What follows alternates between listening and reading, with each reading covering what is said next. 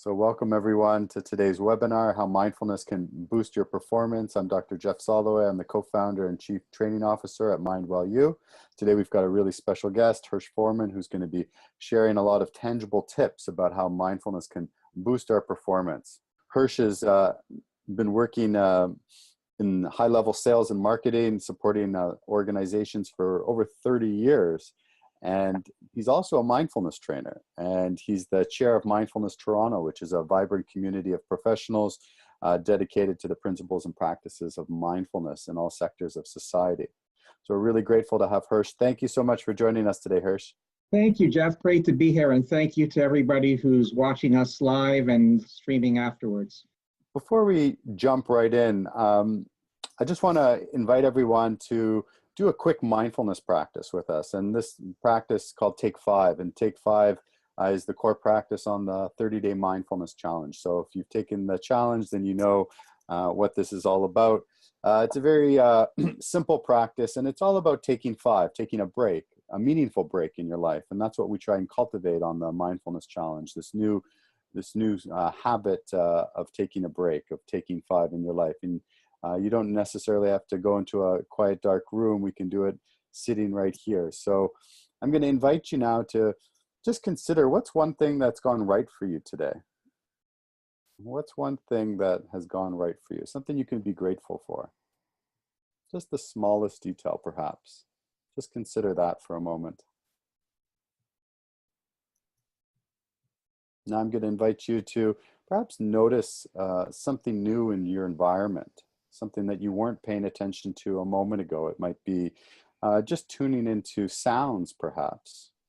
Sounds around you, closing the eyes and just tuning into any sounds that are around you.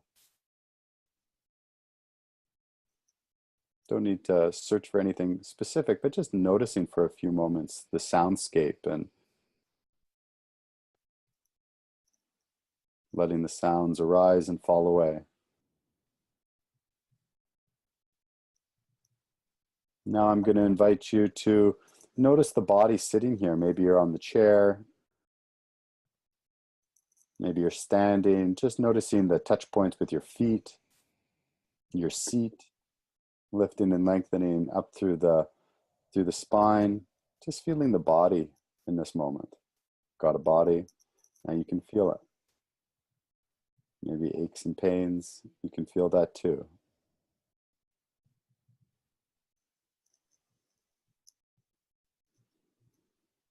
Now see if you can notice one complete breath, feeling the breath moving into the body and letting the breath move out of the body. And see if you can lengthen and deepen that breath. So the inhale and the exhale is about 5 seconds.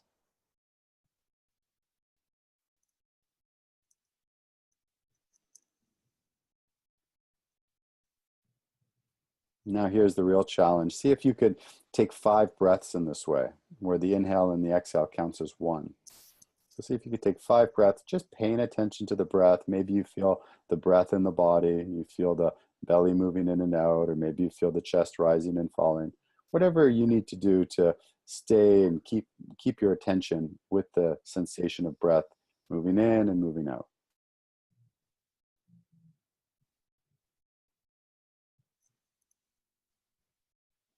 Now the mind's going to wander, that's normal, just bring it back. Feel the body, feel the breath, and just begin again from wherever you were.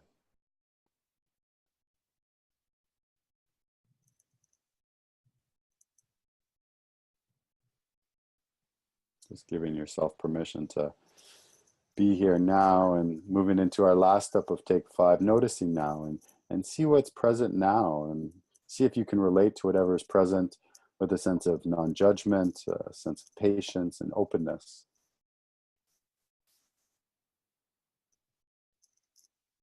Great. So we're now a little bit more present here and hopefully able to regulate our attention to stay more focused so that we can gain the most out of our exciting topic here with Hersh. So Hersh, I'd love to get into a little bit of your background and how did you come to mindfulness? Well, my story, Jeff, I don't think is a lot different from a lot of people that I've met and spoken to over the last 10 years. First of all, I'm not a healthcare practitioner. I'm not a physician or a psychologist or a PhD like yourself. I'm a business person, and specifically in marketing and sales, and I've worked in that industry for about 100 years. I don't like to often say how many, but let's say it was the 1980s when I started. And as I progressed up the ranks of the various companies I worked in, and these are the companies that make the food you eat in the morning, the pills that you take when you get a headache. You'd recognize many of them, the drinks you take. I was under more and more stress, like a lot of senior executives.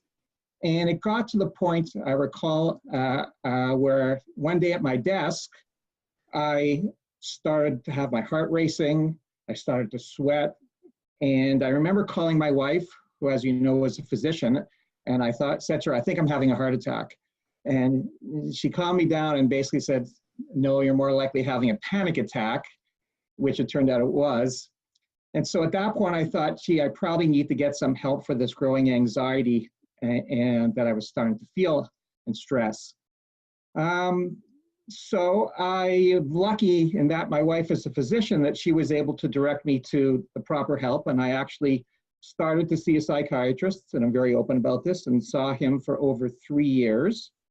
And I remember around 2006, I left the world of corporate marketing and started to start my own company. That added a lot more stress to my life, being responsible now for my business, for the 8 or so people that work for me. And you might recall in 2008, there was this recession, which causes everybody's sales to do this, including my own, the company I was owning. And so at that point, I decided that I was going to go on medication. And I did take that for a long time, but I didn't really like some of the side effects. And so I went to my wife and I said, what else can I do besides psychotherapy and anti-anxiety anxiolytics medication? And she had, for a number of years, been training in mindfulness-based stress reduction, and actually had trained with John Kabat-Zinn and Saki Sectorelli at the Center for Mindfulness. And she had been incorporating these techniques into her own medical practice and had seen the benefits to the patients and the families who had practiced mindfulness in their own lives. And so she told me about it, and I went, no, come on. I'm a business person. Like, my impression was I would wear a purple robe and shave my head and sit in the lotus position and say all day. So I thought it sounded silly. It certainly didn't sound like something a business person would do. So I rejected it, until the point where it got so bad that I went back to her and I said, well, okay, you're a doctor. Show me the proof that this works. What's the science behind it? So I can recall starting to read some articles by some of the greats. I read John Kabat-Zinn. I read some books by Richie Davidson from the Center for Investigation of Healthy Minds. And the one that really resonated for me was the work of neuropsychologist Rick Hanson. There was a book called Buddha's Brain that came out, I think, in 2009. And as I'm reading this book, I'm saying to myself, wow, there's real hard science behind how mindfulness works. It's not just some airy-fairy, fluffy psychological concept that I thought it was. So at that point, I said I was ready to try it, and in fact, took the famous mindfulness-based stress reduction course locally here from a physician in Toronto. And like many people who've done that, it was transformational. As I started to practice mindfulness in my everyday life, I, within 6 months, had ended seeing my psychiatrist and had also weaned myself off my anti-anxiety medication. And it made a big difference in how I was, both in my work life and my personal life, as a spouse, as a parent. And I said to myself, you know, we've got to find a way to bring this into the workplace, because boy, do we ever need it. Thank you for sharing, Hersh. I appreciate hearing your story, and I'm sure a lot of people can identify with your story. You just talked about the importance of bringing it into the workplace. What do you see as changing? You know, what's changed in the workplace over the past few decades? Why is this? Everything. So if I think about when I started working in the 1980s, it wasn't that we weren't under stress as executives in large companies, but the environment was different. So when I started working, there certainly were none of these devices. There wasn't even the internet when I first started working. I can even remember the first time I got a fax. The entire company came to my desk and said, wow, you got a fax, you must be really important. So the environment is much different. What's really changed is that we've seen a tremendous increase first in the pressure that people are under in large corporations in particular. Pressures on their profitability, pressures on timelines to do things faster, to be more productive, to do more with less, to be more responsive. And if you think about it, those word disruptions come into our vocabulary, especially in the past 10 years. I mean, it's hard to believe, but most people don't remember life before these devices. I mean, the iPhone's only, I believe, 11 years old now. So if you think of the word disruption, if you were a taxi driver and you owned a taxi license in Toronto up until a few years ago, these licenses are very hard to get. They're worth hundreds of thousands of dollars. That person probably thought they had a great business until all of a sudden Uber came along and totally turned their business upside down. More recently, if you're in the plastic straw business, you probably thought you had a great business. You know, Starbucks uses 1 billion of these a year, and all of a sudden, plastic straws are now out of fashion, and Starbucks has announced that their intention to totally eliminate plastic straws. So the world used to change maybe from year to year, and now it seems to change much more frequency. So as a slide shows, there's a book written a number of years ago by Tom Davenport and John Beck, who worked for the Accenture Institute, the global consulting company. They call it the attention economy. And so their conclusion was, and this is, think about this, that, quote, understanding and managing attention is now the single most important determinant of business success. So let that, wash over you for a second. So when I think about this quote, it doesn't mean that you don't have to have interpersonal skills. It doesn't necessarily mean that you don't have to be a subject matter expert in the business that you're in.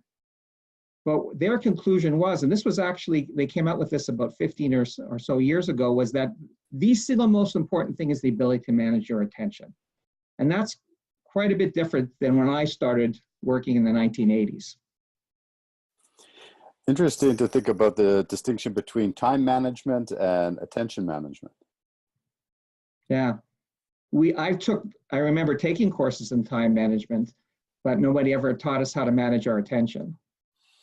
Right. So I'm guessing that there's a connection between mindfulness and managing our attention. Do you want to speak to that a little bit?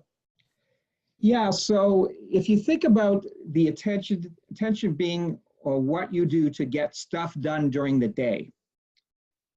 So today, the ability to take your attention, place it where you want it to be, say on a project, on a person speaking in a meeting, on your spouse when you're speaking to them, and to maintain it there for as long as it's needed is in fact a superpower.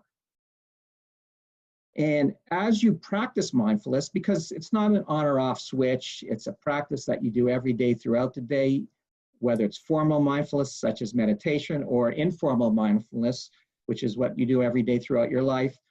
What that allows you to do is to place your attention where you want it more easily, to sustain it for as long as you need it to be there. And by doing that, you end up getting more stuff done at work, you're more productive. And therefore, all of a sudden, when people get more stuff done and they don't have to take work home as much, they are happier in their jobs, they're less stressed, and they're more likely to stay with the companies they're working for. So there's a direct relationship between using the practices of mindfulness and productivity and happiness in your job.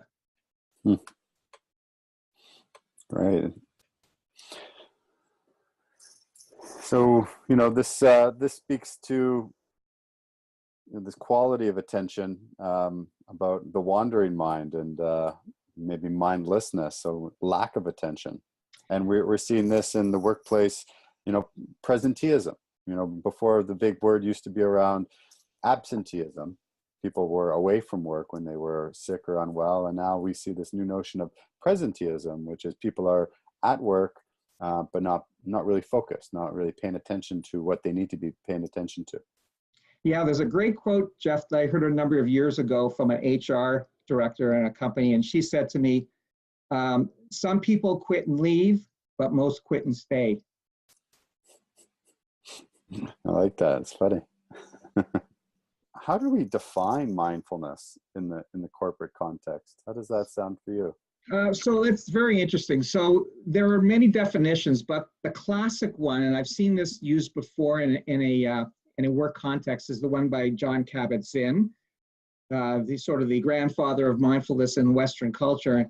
And he said that mindfulness was the awareness that arises from paying attention on purpose in the present moment, non-judgmentally. So when I first heard that definition and tried to use it in a workplace context, I got a lot of pushback, and in particular, the part about being non-judgmental. So people in the business world are paid for their judgment. So why would they want to go through their day with a non-judgmental frame of mind? So it really is kind of misunderstood, especially the part about non-judgmental. So I don't actually use that definition anymore, because it creates a lot of controversy and a lot of pushback. There are two others that I particularly like. One's by a psychologist, Shauna Shapiro, and she says that it's simply seeing clearly so you can respond effectively. And that one's pretty clear. So it's be able to see things as they are so that you can choose the appropriate response and respond effectively, not automatically. We were talking about mindfulness. Maybe we can come back to how mindfulness is used in relation to performance.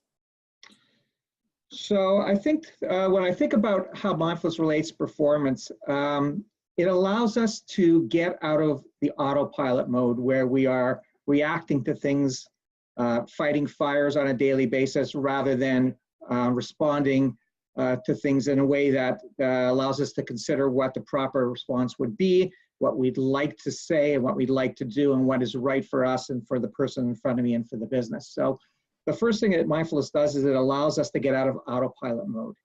And everybody can relate to autopilot, but driving to work, and I used to drive and have about a half-hour commute, and some days I get there and I couldn't remember anything about the drive. I literally couldn't remember driving, and sometimes I can remember going through days like that. The second thing is that it allows us to do planning and prioritizing in a more effective way. So if we use these techniques when we're sitting down to plan our day and to plan our work, as I said before, we will find that by the end of the day, as we move through it, that we are getting more stuff done and they are more effective in our jobs and more happier with our work too. And the third way that it really helps is in culture. We know that the statistics about this disengagement of the workforce, especially in North America, are unbelievably high. I just recently looked up, Gallup is an organization that does these surveys across dozens of countries across the world on an annual basis. And I know the number have been climbing, but the most recent number said that a staggering 87% of people are disengaged in the workplace. 87%, it blew my mind. And so mindfulness is one way, it's not the only way, of promoting engagement within your workforce. It brings up a couple of questions. I mean, what's included in engagement? So what does engagement mean? And there's often a lot of different components to engagement. But I wanted to share with you an exciting project that we're starting to participate in. MindWell-U is working on a research project with the federal government, and we're going to be looking at a number of different departments within the federal government at 2 points, and we're going to be using the engagement survey as the data point. So we're going to be looking from like 2018 engagement survey, 2019 engagement survey, and then we're going to be implementing a mindfulness training throughout that whole year, and to look at changes in the data around the engagement survey to see. And there are a lot of different factors or kind of measurables. It's a long survey with a lot of different components to it, but we're looking at, it's a very interesting shift, because mindfulness has most commonly been looked at from a individual level, individual change. And now we're shifting to more a team or culture change, because we're going to be implementing a whole host of different trainings, both in-person trainings, online trainings, in order to help shift that culture. But some people might not take our training, take the mindfulness training, but they still might get a benefit because people around them are. So we're looking at, it's a really interesting study that's going to be trying to understand more about kind of team and organizational mindfulness. And you and I, Jeff, have talked about this before in terms of what makes bringing a mindfulness training program into an organization effective. And the opposite question, where have I seen it being ineffective? And I have seen both situations. It's ineffective when it's treated like just another training program, like doing Myers-Briggs or what color are you, or the Enneagram, or you know, priority and planning your timing, time management training. So when it's looked at just as another course, it generally doesn't work. When it does work is when it infects cultural change in an organization. Otherwise, it's just like people doing yoga at lunch or going to the gym after work. Helpful, but it doesn't result in real change within an organization. So how do you get cultural change? Well, one way to do that is to make sure that everybody up the organization, to the senior management, to the CEO, is on board and ideally practicing it. Otherwise, it becomes things that, you know, the management committee, and I've been part of these things, says, isn't that nice? You know, all of these secretaries, not to point out secretaries, are doing yoga at lunch, but it's not for us. So what I've seen being really successful is when it's supported by right up the chain of command to the CEO. And there are many organizations in the United States, Aetna Insurance being one, General Mills, Google, a number of others you can mention, where the CEOs themselves practice it, and it's practiced throughout the organization.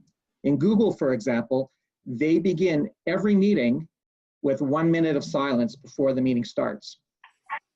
And what that does is it allows people's minds to clear themselves from whatever they were thinking about leading up to the meeting and to arrive at the meeting, because as you know, often our bodies arrive before our minds do, and to focus on the task at hand at the meeting. So a little change like that, taking 1 minute, or even taking 3 breaths like we did, or the 5-minute challenge before a meeting, if you can do it as an organization, great. If not personally, it makes a huge difference. I appreciate the comments there about culture change, and I think it's definitely on point. And I want to further that by saying I think that what we're seeing also is the value and importance of offering something to the whole organization. And I think that's often difficult, because I think what we see often right now is companies, mindfulness companies, going in and training just the leaders, just the executives, right, and not addressing the rest of the company. And I think that that's problematic as well. And I think that we do actually need to figure out a solution for the whole organization. And that is part of our solution with MindWell, because we do both the blended, the in-person for those often the executives, but then we also offer online training for, you know, organizations with 20,000 individuals. And it's difficult to run an in-person training for 20,000 people. It's really expensive, and it's logistically a nightmare. Go ahead. Yeah, certainly one of the easiest ways to scale is by doing the online training like the challenge, because it would be nice if Jeff Soloway could go out and train all 20,000 people, but first of all, it would be too expensive for the organization, and you'd probably get divorced as a result. And it's just not practical. Not practical. So I think solutions that do focus on the whole organization are important, both people on the front lines as well as the executives. The whole organization approach. Yeah, and I've seen that in other contexts too. So Jeff, you know, in the educational segment, mindfulness has made quite the inroads. But I've seen a couple of situations, for example, where they have brought in a program for teachers, but haven't taught it to parents or the students or the principal. And so inevitably it fails, because it becomes just like teaching math or science. It's just another subject. So a good example of where it wasn't taught throughout the organization to the key stakeholders like parents and like the principal. Makes sense. So Yeah. I want to speak to everyone on the call. Now's a great time. If you have a question or a comment that you wanna ask, please put it into the chat window now, so that we can address any inquiries that you might have about mindfulness and boosting performance or in the workplace. Hersh, maybe we can talk about some more tips around how do we communicate better with mindfulness. Sure. And I often talk about mindful communication in the context of a couple things. Firstly would be about mindful listening.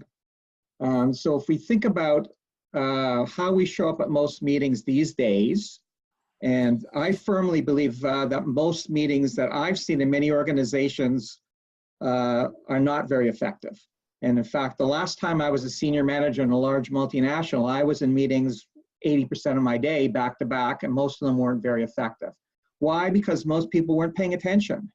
And so the way to make them more effective is to actually listen with full attention, to be present with someone, and to try to listen without judgment. What does that mean? It means putting away these digital devices.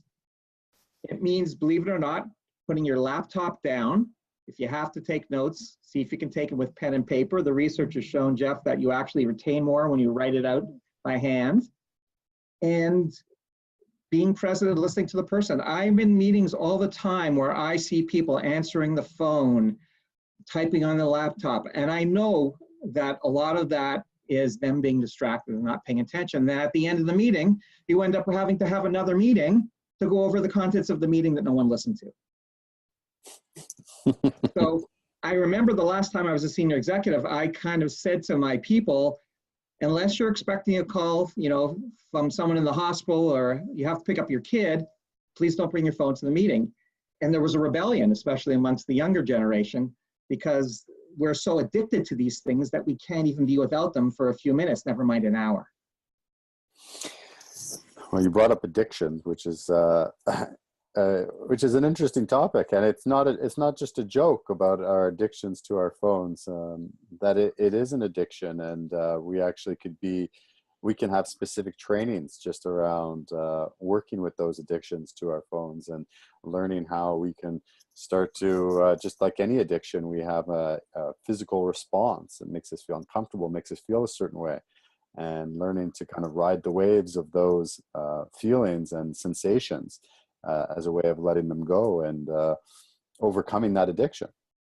Yeah, there was a recent study I read about at the University of Texas at Austin that showed that having the phone next to you, even completely turned off, so not on vibrate or on silent, but actually turned off, still reduces your cognitive ability, because you are so wired into it that you anticipate, even though it's off, you're going to get a ding or a message or something, and you keep wanting to check it, even though it's turned off.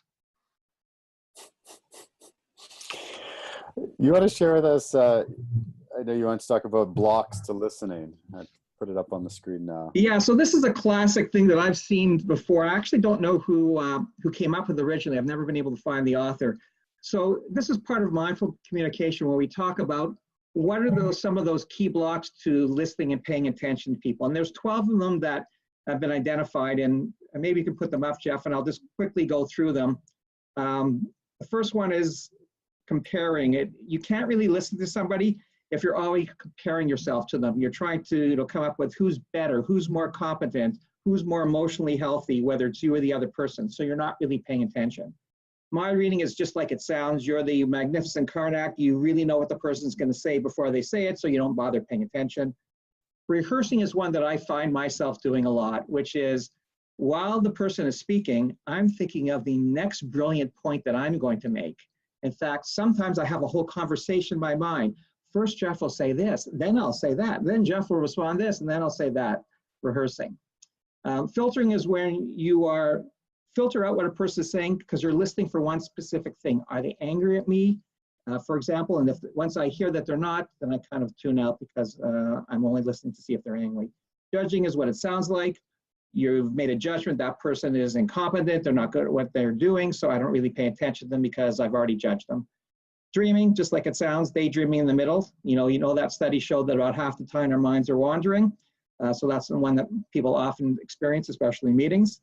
Identifying is where you take everything the person you says and you relate it back to something that you've done. So someone says, you know, I worked so hard on this project, I worked all weekend. You think, yeah, but I worked 3 weekends in a row and I didn't even go to the washroom. So you're trying to relate it back to yourself. Advising, you're the great advisor. As soon as somebody says something, you have a bit of advice for them. You're not really paying attention. You just want to be their advisor. Sparring, people like to fight. Always happens. You'll always run into people that no matter what, they want to have an argument. Some people need to be right. Derailing is where you derail the conversation because you're uncomfortable with it. Sometimes it uses humor, but you don't like the subject, so you derail it. And placating is one that often I see, which is you want to be liked, you want to be appreciated, so you agree with everything the person says. That's amazing. You know, you're fantastic. So, you know, we've asked in the poll, you know, which of these listing blocks, as I described them, is your favorite? And by that I mean, you know, which one do you think you most often shows up for you?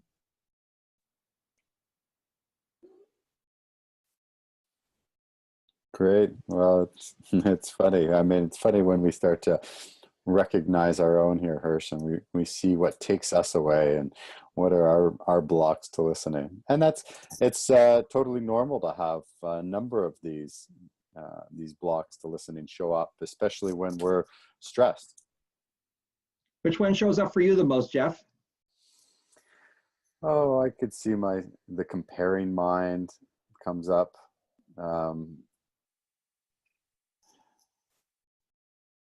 I can see mind reading showing up. You know, when we talk about people's difficulty in maintaining attention, that rehearsing seemed to be number one amongst all of them, about 38%. Yeah, I was thinking about if that came up, what would I say next? I forgot what I was going to say because my mind was wandering 47% of the time. Because your mind wanders so much, I know what I was going to say. We often talk about paying attention in that we tell someone to do it. And especially in dealing with our children, we say, pay attention. But do we ever teach them how to pay attention? We don't. And that is a skill that can be learned like anything else, how to pay attention and how to be able to sustain it.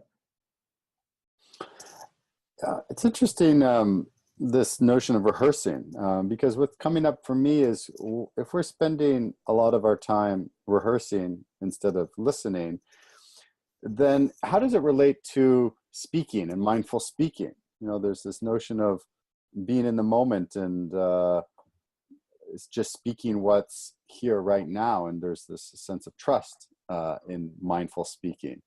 But if we're always worried about rehearsing, then it's kind of the inverse of that. Yeah, some people think of speaking their minds as being something that they wear as a badge of honor. You know, I just say whatever comes to my mind and no filter. And I've been in meetings with people like that, and I haven't found it very effective.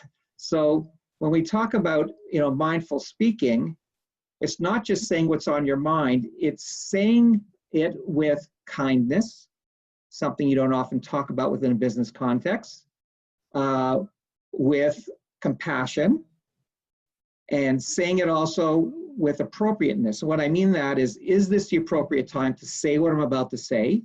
Is it the right time in front of the right people? Or should it be something that I have a private conversation as opposed to just saying what's on my mind because I'm that kind of a person? The other big ways it comes to communication, Jeff, as a result of our digital economy, is emailing and meetings in particular. So when I talk about mindful emailing, I could have an 8-hour conversation with most organizations that I teach in. And it can get very heated because these days, you know, you could easily get a couple hundred emails over the course of the day.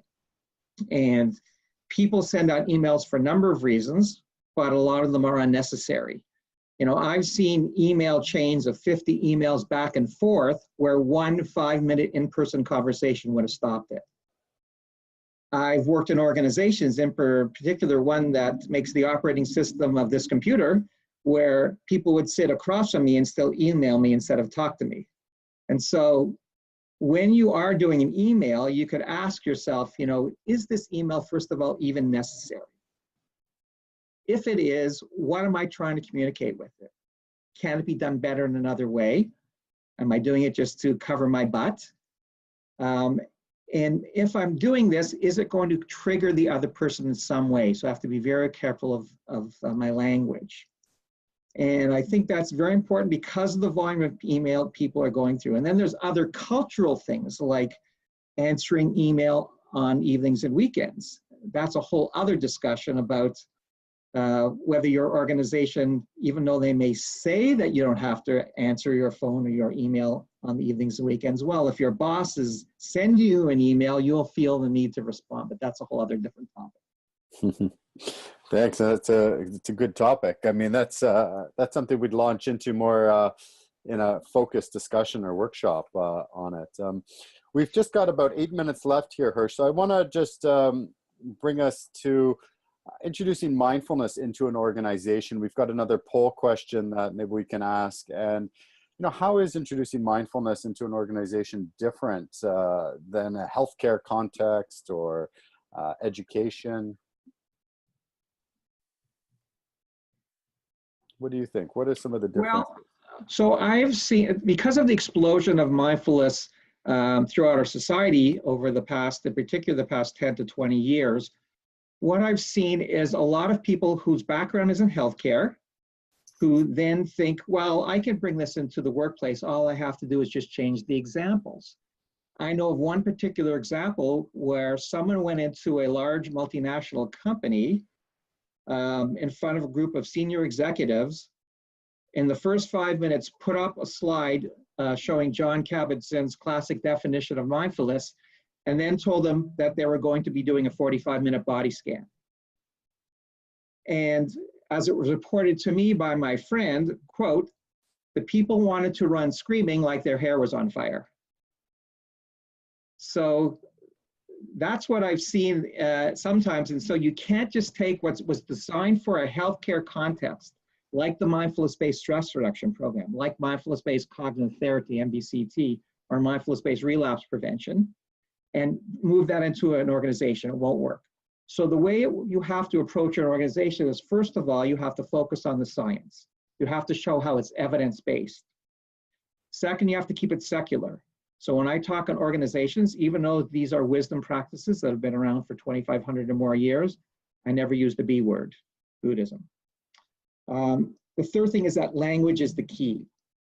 You have to use language that's appropriate to the organization, to the industry that they're in, and to the way that people speak. You have to learn that before you speak to them, and you have to use examples that are relevant to them. Makes good sense. And we asked a poll about how receptive people think that their organizations would be, and the most dominant was somewhat receptive. And you know, I daily am speaking with leaders and organizations, you know, across Canada and the US, and just amazed at the diversity of organizations that we're seeing interest in. And so even though you think that they might not be interested, there's likely going to be some people at different levels, whether it's in HR, whether it's in more senior leadership, who do have an interest in this. From a leadership perspective, the nice thing about mindfulness is that it's so diverse in the benefits. And so when I'm having a conversation with an organization, it's always trying to identify what's the key driver for them. Is it a leadership initiative? Is it a health and wellness and mental health initiative? Is it a communications initiative? Or maybe it's a strategic initiative that's related to the organization. So I always say, it's not about mindfulness. Mindfulness is not the goal. The goal is what the organization is trying to get to. It's their value. It's their strategic initiative. Mindfulness is simply the tool to get you. It's just one tool. I mean, there's also emotional intelligence, social emotional learning. There's physical environments. There's all sorts of other things that matter. Mindfulness is not a panacea. It's not going to change you or your organization overnight. And it's bloody hard to do from a personal perspective. I mean, in terms of my own meditation practice, I fall off the wagon all the time. I beat myself up, then I start again. And very often people try it and they fail, and therefore they say it didn't work. Right. So it's definitely a process, and it's definitely a practice that people need to learn. But I think that there's also it's like any type of new learning that it does take time. And once you do learn it, it is like riding a bike, and you do can very quickly access that circuitry in the body and the brain to get back into your practice, even if you let it go. But I hear you, Hersh, that it is something that does take time. And I think we all know that the things that take time and care also often have the greatest value and benefit in our lives. So, Yeah. I often say the time that you need, the time where you should practice the most is where you need it the least. In other words, if you practice during times where you're not stressed, where you're not under a lot of pressure, you'll be able to be able to use it. It will be able to come to you more quickly when you are under pressure. makes sense. Makes sense. So Hersh, I'm gonna start to wrap up here, and then I'll come back to you with any last thoughts that you might want to share with the group before we have a final sign off. And I'll just take a moment to thank everyone for joining us today to learn a little bit more about mindfulness and boosting our performance through mindfulness and integrating it into an organization. Very grateful to Hersh for joining us today, sharing all of his wisdom and experience with us. And if you are interested in helping to bring mindfulness into your organization, it always begins with one person, one champion, and then finding other people who are interested as well. And we have a lot of experience integrating mindfulness into organizations, and we're here to help. If you'd like to learn more about how to bring mindfulness into your organization, you can email me. My email's in the chat window right now. I'd be more than happy to have a consult with you to see where you're at and what might be a skillful first step in doing so. Hersh, any last words you'd like to share with the audience? Just to say thank you to you. And if you'd like to connect with me on LinkedIn, Hersh Forman, HERSH, or on Twitter at Hersh Forman, which I tweet mostly about mindfulness and how it relates to both personal and professional workplace issues.